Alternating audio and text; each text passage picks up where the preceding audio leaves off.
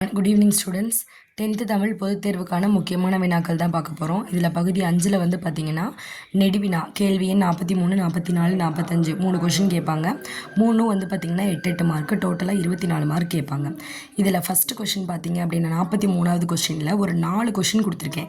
இந்த 4 படிச்சிங்க அப்படின்னாவே அதில் ஒரு கொஷின் வந்து நீ கம்பல்சரி அட்டன் பண்ணிடலாம்.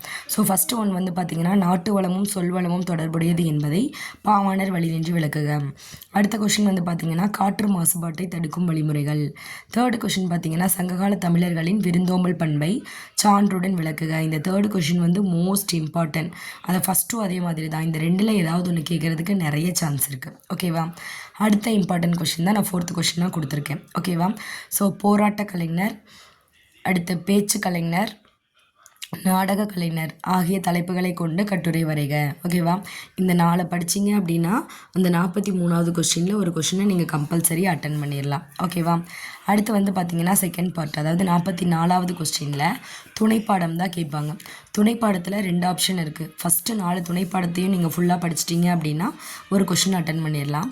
அப்படி இல்லை அப்படின்னா நான் கொடுத்துருக்கிறது வந்து பார்த்திங்கன்னா இந்த கோபாலபுரத்து மக்கள் அந்த கொஷின் கொடுத்துருக்கேன், அன்னமையா கொஷின் கொடுத்துருக்கேன்.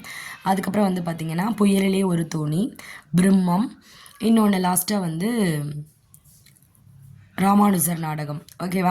இந்த 4 பார்த்தீங்கனாலும் இந்த 4ல் ஏதாவது ஒன்று வந்துடும். துணைப்படம்லாம் எழுதுறதுக்கு அந்த ஹெட்டிங்கை நல்லா பார்த்து மனப்பாடம் பண்ணிக்கோங்க. குறிப்பு சட்டகம் அழகாக போட்டுக்கோ. அந்த ஆத்தர் யார் அதையும் எழுதிக்கோங்க. அதில் இருக்க கதை மாந்தர்களும் எழுதிக்கணும். இதெல்லாம் எழுதிட்டு அந்த ஹெட்டிங்குள்ளே என்ன கண்டென்ட் இருக்குங்கிறத பார்த்துக்கோங்க. ஓகேவா? அடுத்த கட்டுரையில் வந்து பார்த்திங்கன்னா தமிழ் மொழியை பற்றி ஒரு கட்டுரை கேட்பாங்க. அடுத்து பள்ளி ஆண்டு விழா மலருக்காக நீங்கள் நூலகத்தில் படித்த கதை, அதாவது நூலகத்தில் நம்ம ஒரு புக்கு படிச்சிருப்போம், அந்த புக்கை பற்றின மதிப்புரையை வந்து எழுதணும் அப்படின்னு சொல்லி செகண்ட் கொஷின் சொல்லியிருக்கேன். அடுத்த தேர்டு கொஷின் நாட்டு விழாக்கள், விடுதலை போராட்ட வரலாறு, நாட்டின் முன்னேற்றத்தில் மாணவர் பங்கு, இந்த மாதிரி குறிப்புகளை கொண்டு ஒரு பக்க அளவில் வந்து ஒரு கட்டுரை வரைக அப்படின்னு சொல்லி கொடுத்துருப்பாங்க. அடுத்து வந்து பார்த்திங்கன்னா 4th கொஷின்.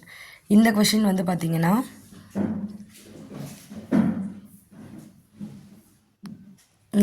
நமக்கு பிடிச்ச ஏதாவது ஒரு அறிஞரை பற்றி, அறிவியல் அறிஞரை பற்றியோ இல்லை ஏதாவது ஒரு அறிஞரை பற்றி வரலாறு அவங்களே சொல்கிற மாதிரி நம்ம வந்து எழுதணும், ஒரு கட்டுரை மாதிரி எழுதணும். ஓகேவா? அடுத்து லாஸ்ட்டாக வந்து பார்த்திங்கன்னா ஏதாவது ஒரு கலை திருவிழா வந்து நம்ம பகுதியில் நடந்திருக்கும், அந்த நிகழ்வை பற்றி தொகுத்து எழுத சொல்லியிருப்பாங்க. சரியா? அடுத்து லாஸ்ட்டாக வந்து பார்த்திங்கன்னா குறிப்புகளை கொண்டு கட்டுரை வரைகன்னு சொல்லி ஒரு கொஷின் கேட்பாங்க. அதாவது இந்த 5 வரலை அப்படின்னா இந்த பாட்டை நீங்கள் எடுத்துக்கோங்க. இது வந்து காமனாக ஒரு இது எழுதுகிற மாதிரி தான் இருக்கும். இப்போ சாலை பாதுகாப்பத்தை பற்றி எழுதுறது அந்த மாதிரி கேட்டிருப்பாங்க. ஸோ அப்படி கேட்டிருந்தாங்கன்னா அதுலேயே அவங்க சின்ன சின்ன ஹெட்டிங்காக கொடுத்துருப்பாங்க. முன்னுரை, முடிவுரை, நடுவில் ஒரு 4 ஹெட்டிங் எல்லாமே அவங்களே கொடுத்துருப்பாங்க. அந்த ஹெட்டிங் எடுத்து எழுதி அதில் உங்களுக்கு தெரிஞ்ச கண்டென்ட்டை நீங்கள் எழுதுனீங்கன்னா போதும். சரியா? வேறு எதுவுமே தெரியலங்கிற பட்சத்தில் இதை வந்து நீங்கள் எழுதுங்க. ஓகேவா?